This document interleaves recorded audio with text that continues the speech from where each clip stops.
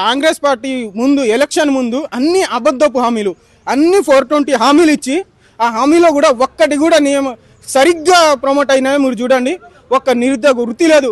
ప్రియాంక గాంధీ వచ్చి ఆడ దిల్సుఖ్ నగర్ పక్కన విక్టోరియా మెమోరియల్లో మీకు నిరుద్యోగ వృత్తి ఇస్తా అని ఆమె చెప్తే, ఇక్కడ వచ్చి రాహుల్ గాంధీ ఇదే చిక్కడపల్లి వేదికగా 2 లక్షల ఉద్యోగాలు ఇస్తామన్న రాహుల్ గాంధీ ఇప్పుడు ఎందుకు వెనక ఇది చేస్తున్నారు? ఇవ్వాలి కదా. ఇప్పుడు మొన్న ఇప్పుడు పొల్యూషన్ ఉద్యోగాలు పడ్డాయి. దాంట్లో వయో పరిమితి ఎంత ఇచ్చారు? 34. 12 సంవత్సరాలు తగ్గించినావు నువ్వు. ఎంత? 46 ఉండాలి.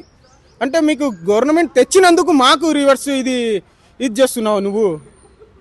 ఇంకా ఎన్ని రోజులని? మా అయితే 2.5 సంవత్సరాలు ఉంటావు, తర్వాత ఎడిపోతావు. మా దగ్గరనేగా, ఈ నిరుద్యోగుల దగ్గరనేగా నువ్వు ఓట్లు అడగడానికి వస్తావు. అప్పుడు నువ్వు ఇచ్చిన 420 హామీలన్నీ ఒక్కటి కూడా అమలు కాలేవు ఇప్పుడు వరకు. ఏమైనా చెప్తే ఢిల్లీకి వెళ్ళిపోతావు నువ్వు.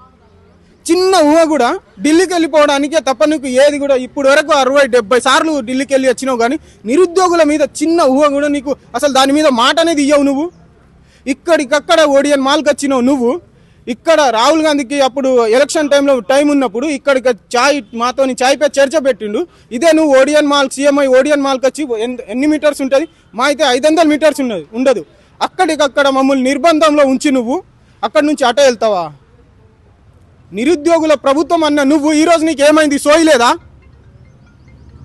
ఇంకెన్ని రోజులు మేము ఆగాలి?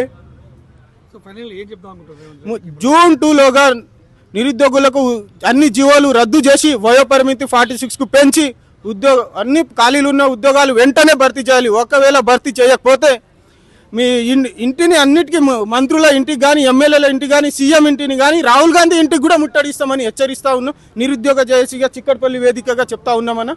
థ్యాంక్ యూ అన్న.